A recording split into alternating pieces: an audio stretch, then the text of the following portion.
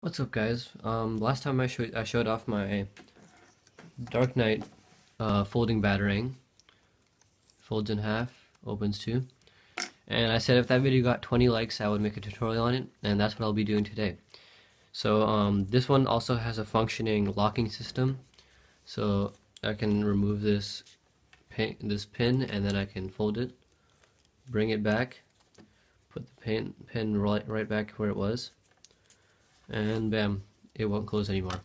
So yep, here's the tutorial. People have been asking me to do templates, give them templates in the description, but really you can make your own template very easily. So all you gotta do, what I did here was I searched up, let me show you this, searched up Batman logo on Google Images, and you just have to find one of the white backgrounds, for example this one, for the old, or the Dark Knight symbol. All you wanna do, you guys probably already know this, right click, just copy image, and then whether you have a Word document or a Google Doc, you just paste it in here.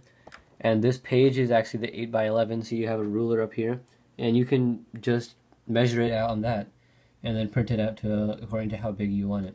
So that's basically all you want to do, and then you print it out and put it onto your design. Last time I showed you my folding batarang. This was the Dark Knight symbol, and as I promised, I will be making a tutorial for you, but this is not a Dark Knight symbol. It's going to be the original one. I'm going to be using some scrap hardened paper. I used this hardened paper to make these claws over here. So I suggest using fresh hardened paper because it's easier to cut. I'm using scrap just because I'm showing you that you shouldn't waste your hardened paper. Scrap hardened paper is a lot harder to cut through because this has been lying here for like close to a month now. So it's gonna be pretty hard to cut through, but it's gonna be dry as it comes out, so that'll be good. So this one, unlike our old Batman symbol, it's gonna have the hinge that makes it fold, but on this side it's also gonna have a lock so that when it's opened, it'll stay open until I want it to close. So here's the tutorial. I took the Batman symbol and I taped it onto this. So all I want to do is cut it out now.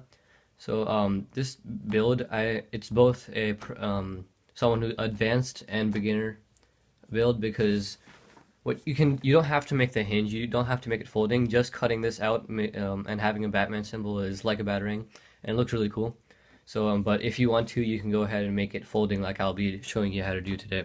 I'll be showing you how to make the hinge, but it's kind of hard to explain, so if you don't understand what I'm saying, I'll leave a link in the description, which is to Returnic's channel.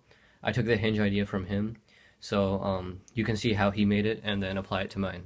I cut out the symbol, it came out pretty clean, and I made a few markings, as you might notice. So we have a line down the middle, which will be where I'm going to be cutting it so that it can fold. And you'll see two boxes, a small one and a big one. Completely ignore the small one because that was just originally where I was going to place the hinge. But then I realized that you want to make sure that this hinge takes up as much space on your batarang as possible, so that like I had this problem with my old batarang, it shifts a lot like that. You don't want that to happen, so I'm going to be using as large of a hinge as I can.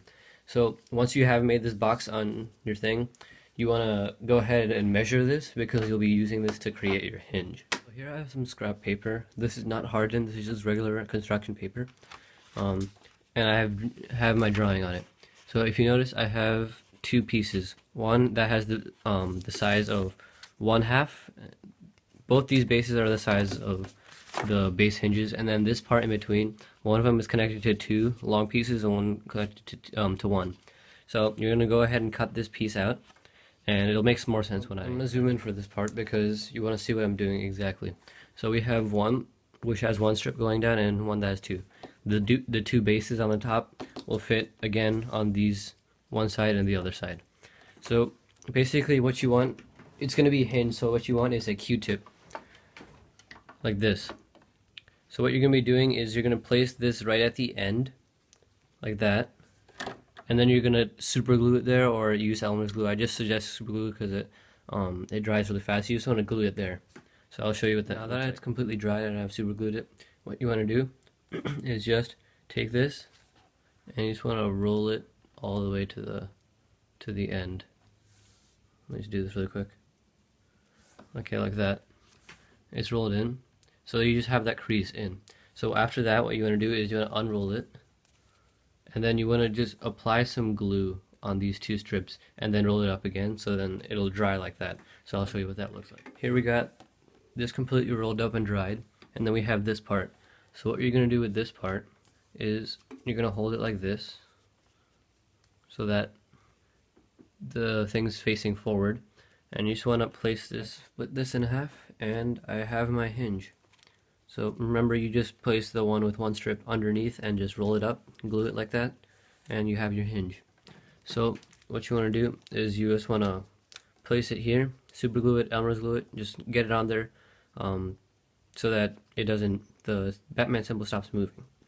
And then after you're done with this, I'll show you how to make the lock. So to make the locking system, you're going to do the exact same thing that you did for the hinge, except this time our Q-tip is going to be completely removable. So we can put the pin in when it's open, and then take the pin out when it's not open. So that's the lock system I've come up with so far. I'll show you what it looks like. If you don't like this lock system and you have a better one, please leave a link to something in the description. That'll be awesome. So here I'll show you how it's. Here's our locking system.